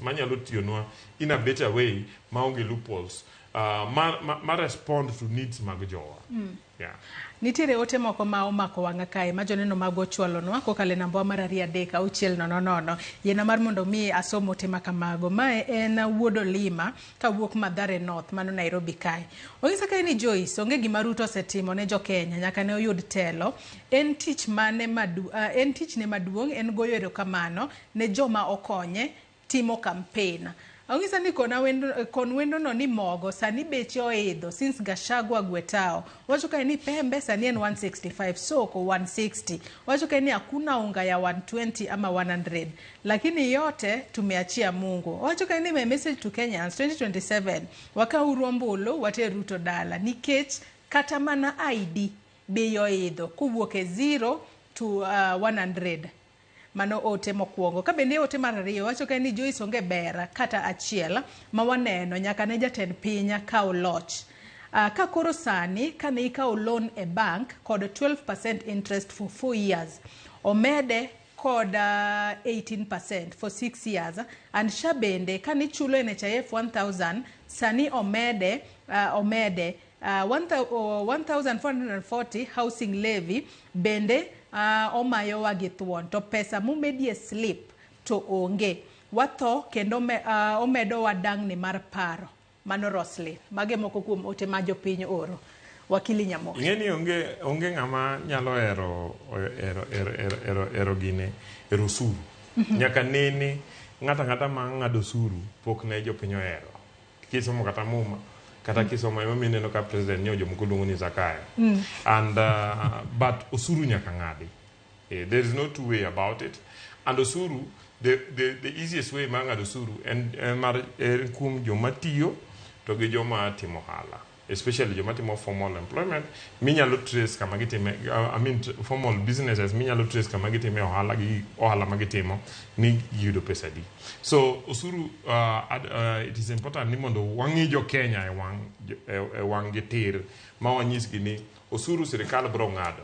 The only thing monego watim en ni sirikal o expand the tax band mondo kel ji mang'eny mondo nego bed ni ji mang'eny chulo tax mondo kiko bed ni ji matine machule ahinya. But we should also understand ni nitie category ma ji mok nya chulo ala, mok nya chulo tax, especially joma onge tich. So joma nigi tich kata joma nigi ohala, we must pay. Wach mar gima pesa ni timo, the evidence is out there. Ute president nyowacho ni kochopo December ka and anyalo wacho because December already because December ma next year December ka I choose example ni because kaka National Housing Corporation affordable housing mitimo Homa Bay wane mwagero mitimo Olkalau mitimo Embu, mitimo Meru. And mitimo Homa Bay is about 99%. Niti just a few things mitimo, and then President Kadari ne allow, either kapok December or in January, obro de mondo dio yawe, mondo chiu kifungu ne the beneficiaries. Okay? So these things will be seen. Beneficiaries Beneficiaries nitie, and I think the problem, any jo Kenya mangeny are not keen on duaro some information moniski. Yeah. Nitie system in the internet milungo ni boma yangu. So anybody who is interested yudo utegi onego dhi register boma yangu di register mana giseng 200. Kisa register giseng 200 tichako chiwo contribution mari, okay? So that chingmoro kida lufa par moro tikete, kida lufa beach tikete, so that ka samembro di chiwo utegi tibro tem kum joma nyose chako chudogo titimo raffle ke chute podok nyaro mujite madwaro yitimo a raffle ma very fair and transparent, so that jomo yudogo to pesa manyise save bedo deposit mari koro modong ichulo mos. Okay? Watch mar interest rates definitely is a bit a big issue. Koki yudo tinyalo yudo pesa nicha. Yeah, pesa nino podi inyalo pesa mi se contribute podi inyalo kwayo na dwaro ni mondo duok no pesa wano. Pesa no se bedo ka National Housing Corporation manyo cha hold to sani odi bedo transfer to the new board ma the Affordable Housing Board. Okay. So that money is possible. Makata sani being a board member asibedo ka chair committee mar finance, and every quarter why you don't request ni this month nti jo manyo feel ni pesa ge manyo gise chiwo gidwaro ni mondo duok negi, and we authorize mondo pesa go duok iduoko nigi in full. Iduoko nigi in full. So odo mawacho ni wach masha yoko eno ge batema adwa ni mondo encourage ni dhi hospital mondo dhi register kata register through Simbi, and then the hospital, and then kisa the hospital tinis when na the hospital to kaido services makama. And there have been a few cases managed and problems, but a few years ago are being addressed, and majority of the response around the country and need the system osichakutiyo. Watch mar mogo definitely bet you the pain. It is dishonest to watch any podwanyo mogo at 2:30. We are not buying mogo at 2:30. And any dispute any odok pin to what level? Niti jo margin odok pin to 19, niti jo margin 120, era neno ka wudo lima watching in 165. But the fact that no odok pin, the fact that any harvest marodoma or medore because of investment manese kalomek which mag fertilizer. And therefore it is important ni mondo or appreciate what is being done. About the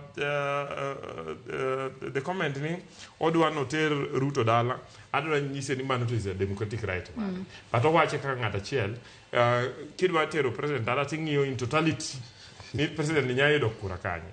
And it is important to appreciate ni President Ruto nyoyo about 7.2 million votes. Raila Odinga be nyoyo almost 7 million votes. Raila Odinga nyowacho ni en koro di dwaro or the AUC. My President Ruto is actively involved in campaigning for Raila Odinga for the AUC. And there is a likelihood ni Jadunga Raila Odinga bro support President William Ruto. And President nyo biro dala kondele, nino kajo kondele nyo nyise ni kumi straight. Manyiso ni Oganda Maluo ose decide ni moving forward. Kapo gichak gi yudo wuod gi moro kata nyar gi moro mabro telo negi to William Ruto ne magi bora line go. Kingiyo kura ma sides mag ODM nyakelo. Bro take away kura majo dua wuok. For instance, kikaw kura ma the Mount Kenya ma about 3.1 million. Kingiyo the kura ma the entire old Nyanza. It's also 3.1 million. So votes wa nyalo replace that vote. And then they need votes mokoma in the other regions. So I am not worried the President Brobedo elected. But ngamapo ni feel ni Okonyago ne President Kura and democratic right, but I am sure within the next 2 years, Gibron no come many more other things my President Temo are coming out, and Kata Olema. Wabro convince mo dugo ne President William Ruto. Aya CPA Magomba geni mbene intere kod wach medo kanyo kata kamano inyisani wadhi yweyo mana machuok kende ka waduogo to wadhi mbele kod twak marwa tikidhi mabor.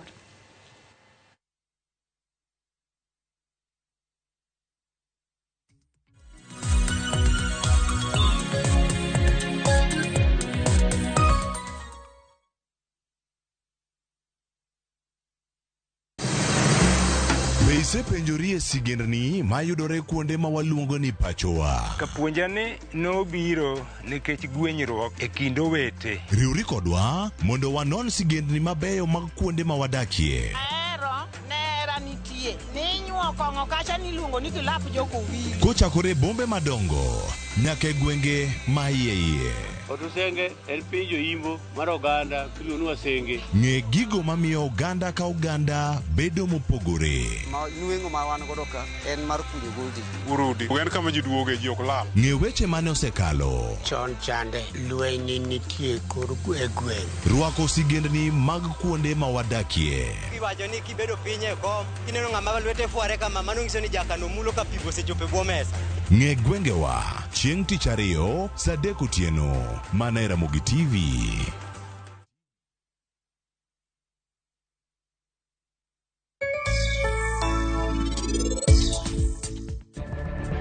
Onyalo timo gimoro amora ma en odwaro. Gima chanda kae en mana gimoro achiel kende. Seche moketo ngimane kama tek, nikech an gik madwaro ok bi timore kaka dwaro, nikech mor mara en ma en go, to keto ngimane kama tek.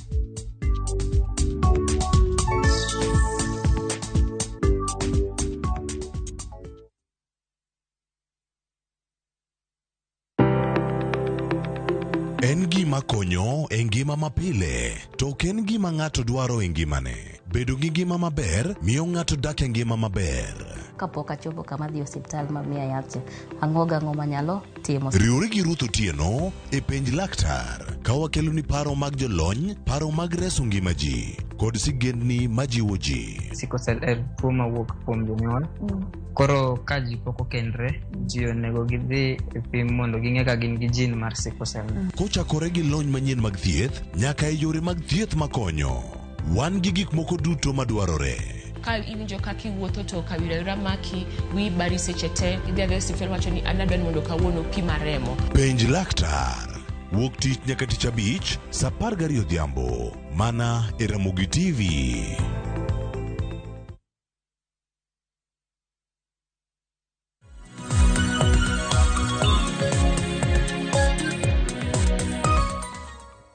Machiegni kendo nyaka Ramogi Ajong' wadhi mbele kod twak marwa kotudore kod chal mar Kenya. Sirikal osetiyo nade kapok ne wadhi yweyo Magomba. Ang'e ni nitiere paro moro mane mako. Apani mana medo matin ok wanya bet sure ahinya ni president bro duogo, although at the moment en gi high chance. Adwa mana wacho wach mar SHA, kech ing'e ni jowa mang'eny wacho ni NSSF ne tiyo maber, gimomiyo golo NSSF gi kia. To NSSF ji matin kabisa mane golo pesa. Ng'eny jo mane golo 500 ne golo kong'e ni osebet gi jatuo. En gimiluongo ni adverse selection risk. Tiende ni en ng'ama ing'eyo maber ni osebedo diagnosed in gi tuo, kor kichako dhi kacha mar dwe mar 6 ichak yudo pesa cha. Koro en gima kata kane onge kuo to ok nonyal dhi mbele, nikech ji tete modonjo ka indi gin joma tuo. Joma chudo ma ok tuo ne golo pesa matin kabisa. Koro SHA in theory onego bed gima ber, momiyo pod adwa mana encourage ni jowa mondo donji, nikech nitie funds koro 3. Ng'ata ma ja Kenya ma gimoro amora timo emergency, kata ka onego bed mana ni gimoro iyudo accident, onego bed ni thiedhi e osiptal mok penji penjo moro amora. Mano fund manitie michulo gi taxes wa. Kendo an agolo pesa mang'eny kabisa SHA, na madwaro jothuro odonji mondo yude kony. Ai nitie critical diseases fund cha, ma bende ng'ama yudo stroke, ng'ama yudo stroke, ng'ama yudo cancer, gin listed tuche madongo ma kaponi irie gi pesa ni to en catastrophic expenditure. Magi bende nitie fund ma bende koro konyo. Koro kapodi loso iye weche mag systems, adani giri be yudo mekgi magiyudo, equipment scheme be nitie mikwalo kanyo, lakini ma pinywa kuogi ok birumo tesani, wadonji moko go ibro losi kwa medo dhi mbele. Kapod antiere kuom CPA Magomba, to wang'eyo iwinjo kanyo ka wakili Nyamori osewacho ni Ruto kalure kod kaka osetiyo, luore kod kaka ong'iyo lwasi kuonde moselimo, jo Kenya moko nowacho tiyo kod ranyisi nodhi Kondele, jo Kondele nong'ise ni tano tena, bate no bobedo kotiyo kuom thuolo mar higni 10. Kata kamano jatend piny owuon waseneno ka kinde mang'eny pod omedo chiwo singo ma ochwalo ne jo Kenya.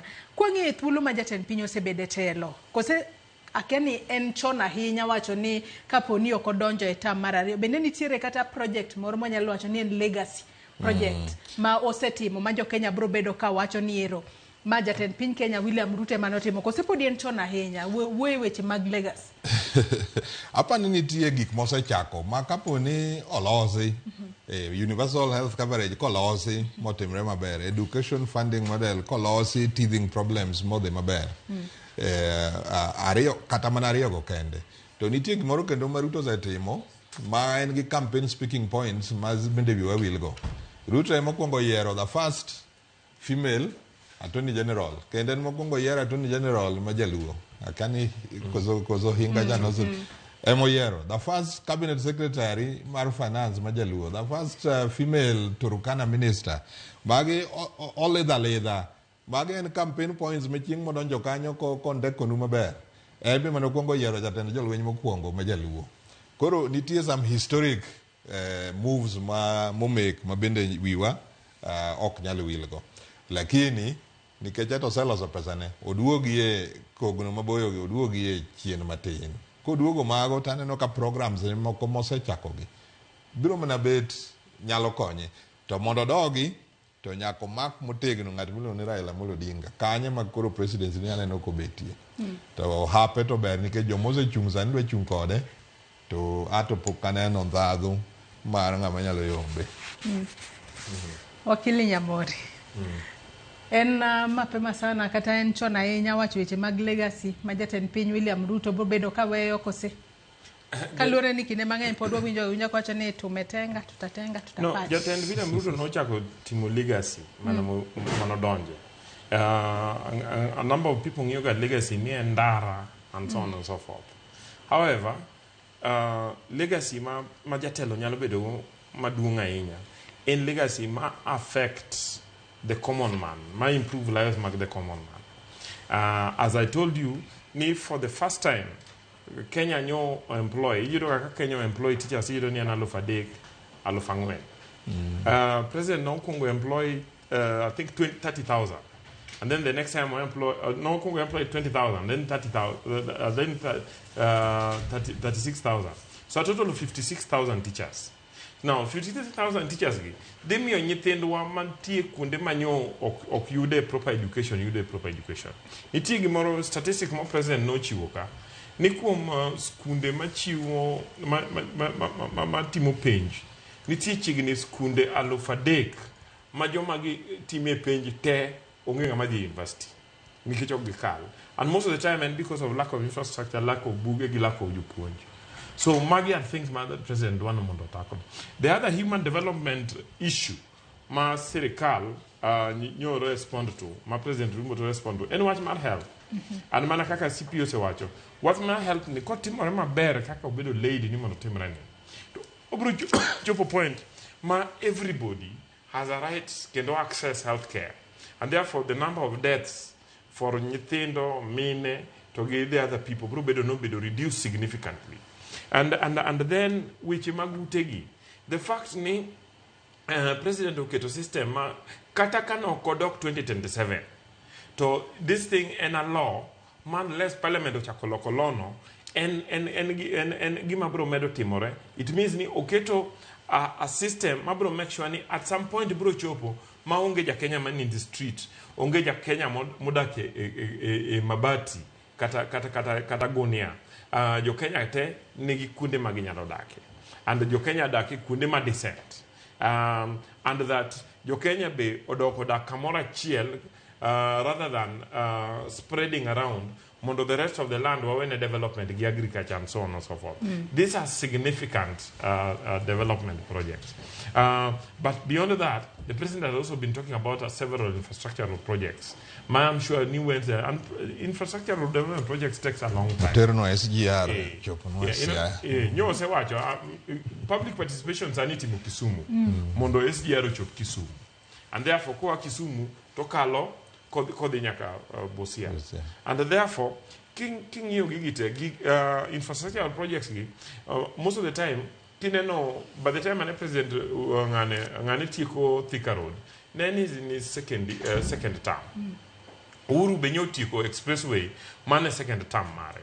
And I'm therefore expecting me by the end of 2027 we will have been seeing certain differences and kwa sicha kwa mede kaka jokondele nyose wacho nigi the mede tano tena kwa se mede tano tena I'm sure we will be able to see most of these things in the second development but we are already seeing gikmadi lokonge majo Kenya so I don't want to encourage jokanyanam ni one what take advantage magi nyithindwa manti universities mondo make sure ngene nyithindo moko nyoko apply for funding moko nyoko apply nikech kagi ngiyo to giyudo ka jonyuol gi nyalo chulo but probably ntie jomoko manyoko apply kech gi believe ni nikech an jaluo ka be yudo adone encourage ni jaluo sani ni serikal wan joma ni serikal waseng'iyo gigi to wayudo ka joluo be nyalo benefit from gigi joluo mondo apply for gigi at the same time wach mar hospital joluo mondo register mondo gi benefit from this health insurance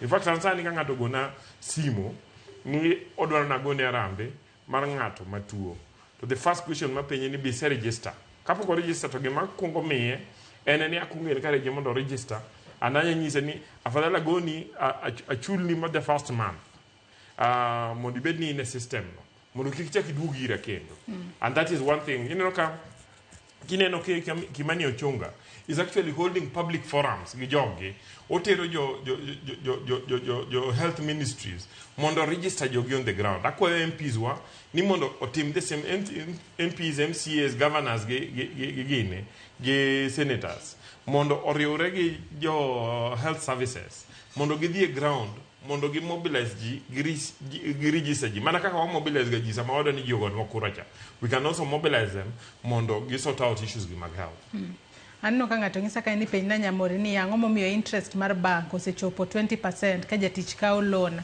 e bank ka bende moro wacho ka ni Ken Oremo wacho ni e wach nyocha timo registration gi mobuoga ni an aonge kod yuto mora dak dala to na to duoko biro na ni onega chul 1030 mai biro mai to biro nade maoko to record kaka jese bedo kati probably no show the wrong information it is important mondo odogi to the local Ministry of Health officers and those officers in all over the country mondo ngi anento problem no wuok kanya because kapo no nge yuto there is no way onyalo appeal onyalo appeal lakini ka en ng'ama bende nyalo ndiko SMS kamano manyalo gine to kapar ka yuto ne ni nona ahinya ka kwaga alufu achiel lang no gini nikech mine madongo aneno ka chulo 300 yeah and that is working and then watch my rates definitely rates nyodhi malo and king'iyo the bi-weekly reports mag central bank they have taken action manyo suppress like the base rate ma central bank duok piny and therefore mano de duoko rates piny ne banks moko reduce duoko so it is something more progressive but I'm sure the government is working on it mondo credit obed ni cheap yeah but emomiyo president benyocho chako you see these are the facilities kaka Hustler Fund and so on and so forth ike jowa moko be ok dwaro hala mang'eny mama mboga cha en odwaro mana ola 2,000 mondo dhi owergo gokinyi to chulo godhiambo kendo kinyo chako holo kendo adwa encourage jowa especially joma nitie lower kada niki kwa dwaro ni idwa wuok from timo ohala mar zero tidwa timo ohala mar 10 million chak gi matindo kaka jomoko setimo matindo and president osebedo ka chiwo example makelo jomoko maloso mano chako timo ohala 2,000 tiyudo ni sani en gi capital kata mar 30,000 mondo jowa be grow through ohala Anno kwa dongi daka 14 kende twatieko twak maro kinyi makawuono kata kamano odiochieng' manyoro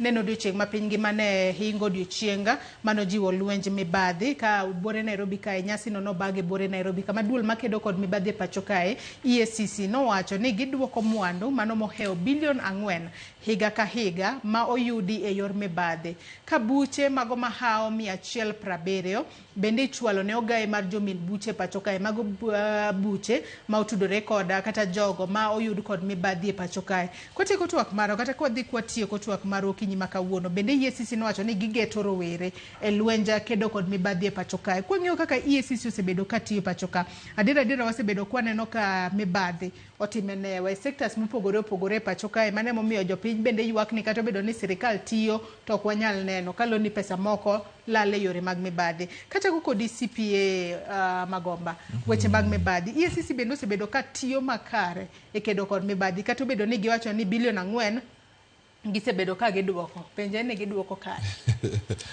nyalo bet ni bilion 4 to giduoko Joyce, lakini awinjo ni kwalo bilion 2 pile ka pile Kenya ka koro gitero giduoko giyudo bilion 4 e higa. Hapa ni EACC ni bende osetero gi pi. Kendo an disappointed wasebet kwa keto jokombe kanyo ero matelo negi kopogore gi CEO waseketo jokanisa kanyo Archbishop na machon wa Bukala koro owe kanyo ne architect kendo Bishop Dr. Oginde, lakini pod onge kata sani kikadha any roundabout ibiro ka police odich counseling prabich choko gi bigi ji gine kete moro ma en go kanyo. To magi gik madhi mbele kendo ng'ere kendo jo EACC bende kadho kanyo. Joma giwacho ni gikawo 4 billion kuom gigi gin ga small fish. Yudo ka en ng'ato en accountant moro ja procurement moro e City Hall. Pok wanene cabinet secretary moro ma bende pesa ne odhi. To wang'e ni pesa to kwalre kata bursaries gimomiyo MPs sani ywak kabisa ni CDF nyalo dhi. En ni kanyo ero gihadho nyalodia. To ging'eyo ni kata mana CDF bursary kokel 70 million ng'eny gi kunde mang'eny maybe 10 million kata 20 million ema gichulo. Koro an pod aneno ka small fish emimako wash pod korko timo newa e Kenya ka and apani celebration manyoro no ne en premature. Korka kori wakili lwenj kedo kod mibadhi e pacho ka bende EACC osebedo ka goye yo makare. I think EACC osebedo ka temo ma ginyalo timo moko. And mondo EACC o succeed nyaka wa support gi. Emomiyo ineno ka wacho mokwongo ni lweny ma mibadhi ni en a social problem. Anyaka wa mobilize each other, more reject corruption. Kokwa reject corruption to ginyal succeed. Ing'eyo ni Kenya ka en a situation ma kiyudo tich kamoro ma jopiny neno ni nyalo kwele. To kokikwele tiwacho ni neema ni CPA ni beno kasore kano ni nyalo nyomiye kata ne nyaka nyodu ka ng'iewo de ma en go to ne ng'ane manyocho tiyo mana higni 2 kanyo ne kaka ogero ot maduong' ne kaka riembo mtoka maduong' to kone nigi dugo dala gi mtoka maduong' tigero dala ma nigi pesa igoro dala ma very expensive to jopiny go ema chako encourage ni wang'ni kore romo wang'ni koro ine governor ine midilandi manyiso ni jopiny ma celebrate corruption. Ka wanyalo reduce the cost of elections because my view and one of the things that cause corruption in Kenya and the cost of elections. King of the amount of money majo malaro kombe mag siasa spend. So definitely pesa magi spend ok en pesa maginyalo yudo from their salaries kata maginyalo yudo from their businesses. It therefore means ni pesa nitie joma support gi. Joma support gi ng'eny gi yudo ni joma gi support gi strings attached. Eni kidonjo office nyaka miya chance matimo ohala. And a number of ohala go yudo ni gino ohala mok ler kata ohala moluwo chik. And magi gik ma encourage corruption. So as a country, we must use opportunities mawango mondo encourage ji ni wadoges a culture mar living according to our means, mar not expecting favors, mar not celebrating mwandu moyude eyo marach and calling out joma waneno ka live a life beyond their means. And supporting EACC e weche mag yudo evidence because kata bed ni kwelo marana nade to kwamiyo EACC evidence go. There is no way ma kata ka chief okwalo pesa moro manyo miye mar timo something gi mond liete kata timo something gi farmers to okwatero evidence no ne EACC kech wang'e iwacho ni mano nyathi wadu. Then there is no way ma chief no bro bedo held account. I'm told ni moko ntie gi moro magiluongo ni wikalam. Ne kidhi ni chief ondiki ni barua to nyaka gol wikalam which is totally not there. And it is important ni ka page gi makamano you must report it. Okay? And they report the evidence. Okay, report a reporter without evidence. Yeah. Nyaka sani bende EACC nowacho ni gigeto mano kelo rowere machiegni kedo kod mibadhi. Rowere nitiere kod ting' mane gi sani mar mondo mi gikony e lwenj kedo kod mibadhi CPA Magomba. Kalore ni rowere kinde mang'eny mwang'e ni itiyo godo kata marach e yore go mag siasa kaachiel kod yore mamoko. Apani ka nyaka loki culture kaka wakili wacho tiyudo ni nyaka gi target rowere kendo apani kanineno kane Gen Z movement nochopo kama koro nochwakre kabisa. Achiel kuom gik mane gidwaro ni mondo rum ne en mibadhi ma momiyo ne gindiko ne ji mane giluongo ni indiko ni barua kata imosi kane gimosi to ne en mar public shaming mondo kud wiyi mondo iwe gik mitimo marichogo. Kendo apani kata mana momiyo ministers mane bet ne odhi odonjo ahinya e kul mar mibadhi ni ne oyudo ka koro ne president noketo gi tenge odho moko tapani nochako duogo. Koro apani kapo ni EACC nyalo tiyo gi kijende matindo gi to number one ginyalo loko team gi gik ma ji celebrate ke jingeni kaka sani aneno kata mana joma jo wash ma kodonjo ma koni alufu nolos ni okupogi to onge change to dhano mor kabisa kuma pesa hai koro ti ji ok penjre ahinya. Koro culture ni nyalo lokre mos kech nyithiwa ma sani moleo ni Gen Z gi gin kendi ngeni kecho kokagi ahinya koro pesa gere bende ok lich negi gigombo mondo piny gi obed piny ma bende nyalo riere kaka moko. Koro culture change to gi number 2 reporting systems ma ineno kaka tich mane kijana miluongo ni Kibaso Morara timo cha. Kapo ni wanyalo bete gi this kind of citizen vigilance e gwenge te gweng midhi landi ni ka indi ni nitie university moro iyudo kaka thurwa kocha wan ga Gok University to kidhi kanyo to ok dine kata gimiluongo kanyo en gi nying iyudo pond moro noseger radieda kacha mane jo Siaya nogero milion mang'eny to ok diyude gi ECDs mang'eny mag gik ma kapo ni jopiny ma joyudhe masani ma versatile manigi gisimo migwaro wenge gigi nyalo report magine EACC piyo. Lakini nyaka EACC miwa examples gi rech madongo mbuta sani gidich gimako mena gi wiu to wadware mbuta be mondo donji mondo wane ni mbuta ni bende puothe moro maduong' Kitale EACC omaye. To bende nene mbui margi mar X okinya odiochieng' manyoro bende ne giketo penjo kanyo ni kaka ng'ama tin ka ineno gino ma otudore kod mibadhi timo nang'o igoyo report iling' kose in bende koro idonje wechego mag mibadhi rowere otim nang'o e lweny kedo kod mibadhi wakili Nyamori.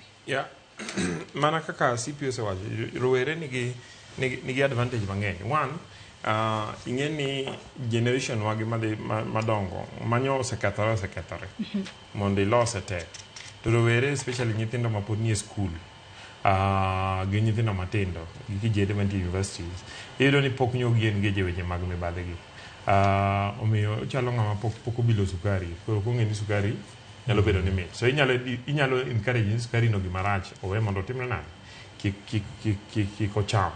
And the other thing en ni rowere nigi tools ma ginyalo spread go information ma ng'enywa ongego through ineno ka X-Space mane gintie cha Twitter, Instagram, Facebook, iluongo ni smartphone ma ginya record go gik moko kaka timore onya biri ofisi moko ni nyaka gi cameras ma kaka mikete gine inyalo so kode to record gik minyalo timo. So they should use all these technologies mondo gikonye the anti-corruption gibed partners gi anti-corruption mar exposing joma corrupt kuonde mokwagi mibadhi and so on and so forth so that ginyalo encourage ginyalo discourage jowa getting involved in corruption. And if we can evolve a new generation kata ka wawaji ni generation wagi jomutimo lowa osekethore they might never be to kwa nyalo evolve a new generation ma reject corruption wabro chopo a point ma wan gi a new country ma onge corruption rather than rito mondo gibe gidonji every time ka riembo across the country to police ma pod nyako matin kata wuoyi matin machalo gima nyupudo e kole inyalo gi pod gitindo yo ka lepgi pod ler kendo go pass maler anene ndara ta sympathize ga nikech awacho ni nyathini kendo ineno ka gitreat gi a lot of respect ta nyathini in another few months all the kethore completely system di kethe nikech inyise ni this is the system manyaki mondi beri kodwa ka ibe nyaka tim mana gimitimoni okay which is very unfortunate. Onego wabede a system manyathi mo odhi police no dwa bedo police no onya donje police mo ti manjaka chieng' moro retire moko chuno ni o engage in corruption. I like, for instance, Justice Maraga kano ochung' to wacho bang' retirement ni onyalo wacho confidently ni onge corruption mokao jakre no ochako bedo judge mo retire from being a judge to onge ng'ama owuok mowacho ni namiyi pesa and so on and so forth. Kwa nyalo bedo ni mano en gima onyalo celebrate, inyalo retire miwache ni inyalo chung' e public miwache ni an pok ayudo mibadhi be ng'ama osemiya mibadhi mondo ng'ama osemiya gine pesa moro mondo atimne service. That is the point mwabro bede ni wa develop the country. In countries like, I think that was Japan, kata even China, iwache ni koyudi gi corruption tideri kata kapok oteri e court. Nikech it is gisechopo level moro ma iwacho ni there is zero tolerance to corruption. Wachni mogik wakili Nyamori katieko kodi nyiso ni thuolo marwa imoserumo. Wachna mogik en ni adwaro nyiso jothurwa mondo kaw advantage mar thuolo manyo wayudo mar jowadonje sirikal. Wami jowa manyo oseyiere sirikal wan kanyo gi Attorney General Dorcas Oduor, wan gi ng'ani, wan gi Mbadi mantie finance, to wan gi Wandai mantie energy, wan gi PS ma internal security ma Dr. Raymond Omolo, PS mar trade ma en Wood Kombodo, gi the others. Wami gi support, but at the same time we engage gi mondo wang'e what are the opportunities manitie. Nyawinjo ni Dr. Raymond Omolo pani kinyi ni kodu ka Citizen TV. Jo mondo winji mondo ng'ani docket mar Dr. Raymond Omolo nitie opportunities mage mondo gi take advantage go. Kik wabed ni wachikore oko to se miwa thuolo madonje sirikal. And we made demonstrate support for the government mondo jo wamanie sirikal gi omed yuayo opportunity mar sirikal mondo kelnwa. Otherwise agoero kamano ahinya ne jokanyano. CPA Magomba, wachni mogik ka watieko. Erokamano Joyce, ago erokamano ne thuolo mimiyowa mar mondo wago mbaka gi nyikwa Ramogi Ajwang'. An mokwongo adwa mana go erokamano ne party marwa mar ODM kuom tieko yiero manja gitimo national wide polling stations duto, kendo yiero no dhi mbele kendo ng'ini mar ward biro bet mbele kaendi machiegni, especially Rarieda. Jo Rariedwa nowuok kabisa. Rariedwa kanyo ng'ini ne ji paro ni ODM nosedok e piny ni UDA dibede nokawo jomoko, to nyocha dhano wuok manyiso ni party pod nitie timam. Joma ne lando propaganda ni magi onge gimutimo, nyocha noseyier list ki odhi Nairobi.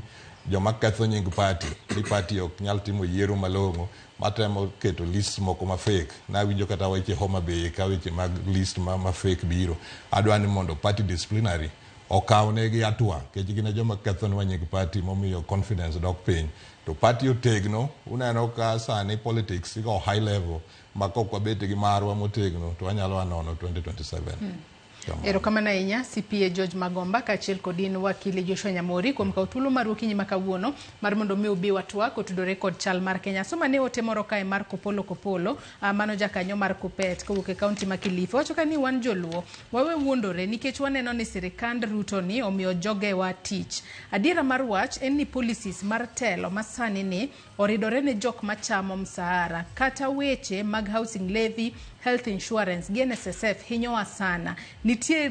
Nitie gik ma ok wanyal pako kaka jok ma wuoke ma wuoche diyo tiendgi. Kenya masani tek. Mano ote mara Kopolo. Erokamano ahinya kuom ote mari nyakwa Ramogi Ajwang'. In bende agoni erokamano ahinya. No ka ote mathoth ahinya wuoro kanyo Bahati Africana yoro ote mabor ahinya. Kata kamano kaachiel kod Vitalis Ochieng' wuod Game Karariw, in bende yore ote mabor ahinya. Agoni erokamano ahinya kuom bedo kodwa nyaka gi sani mwachope giko mar twak marwa mokwongo. Ote ma kamago joneno wa mamoko kaachiel kod welowa bende nyalo somo e Facebook kacha kama ne wantiere live achiel kachiel. Yiena mar mondo mi akaw yoyo madundo gi sani twak mabiro bang' mae biro bed ka itayo kod nyawadwa Cleophas Oluoch. Omiyo kik idhi mabor, imedo mana kete e Ramogi TV.